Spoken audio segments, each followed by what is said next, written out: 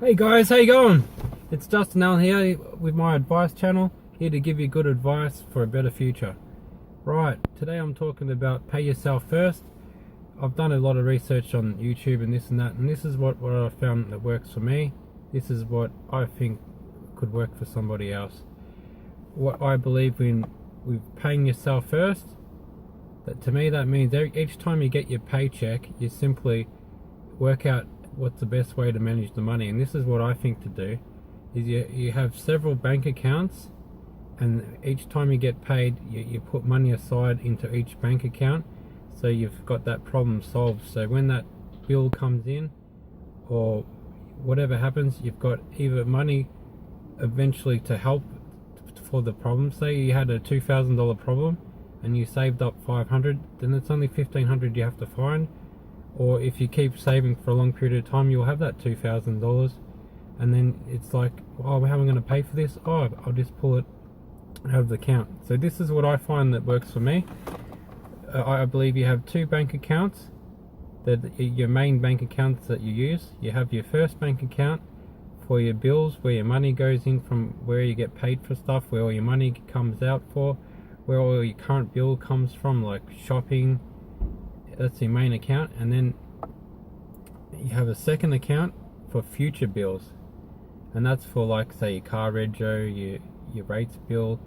You try to have as much money in there as possible. I believe you should have, probably, depending on how many properties you have and rental properties or whatever it is, how cost of living, but you need at least, I think, $2,000 in your main streamline account, and then your savings account for future bills. I think you need to have $2,000 to $5,000 on standby for future bills, and then after that you can put it into your other accounts. So the future bills is like, say a big bill comes in, and then you can transfer that money into your other account, and then you've got the money, and you can keep it. Doesn't really affect the stream of saving, because if you say your money comes in and a big bill comes in, and then it sort of stuffs you up from saving, and then all your money from that week's pay goes into the bill in the next week, and then it sort of wrecks the thing. But if you saved up for the bill in advance, it keeps the flow going. So what I believe what you do is you have several other accounts.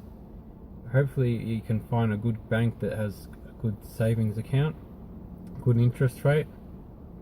And this is what I'd like to do. You can have as many accounts as you like, but I recommend 6 or more. You have your first account would be your car fund account.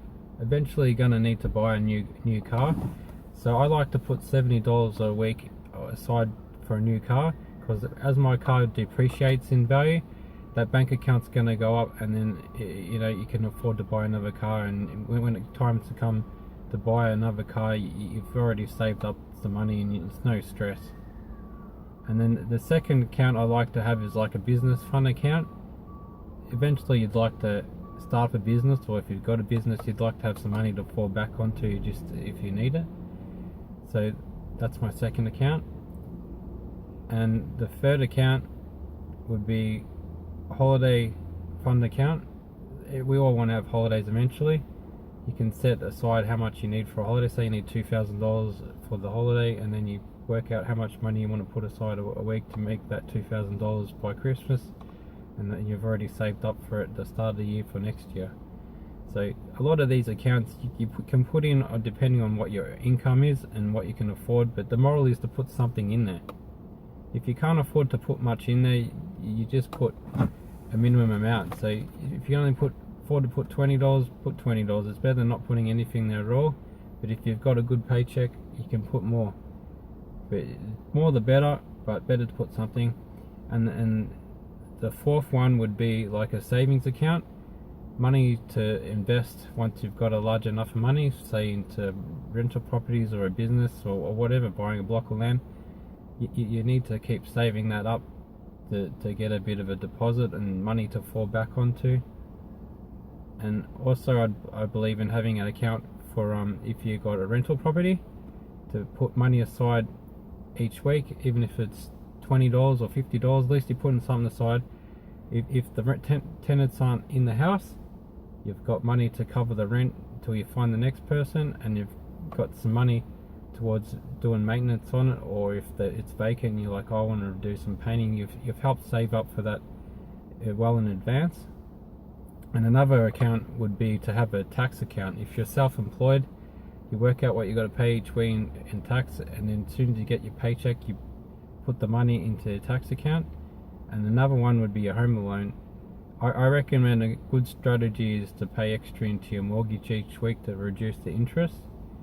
And you can say eventually you can put extra into the bank, and you can always pull that equity out to buy your next property or buy something.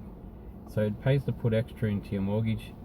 You can always get it back if you want to, and you're gonna get a reduced interest rather than putting the money in your savings account. So it's good to have some savings, but you want some savings, as well. But you don't want to put stupid amounts in your savings. You want to invest that, and that's what I find that works for me.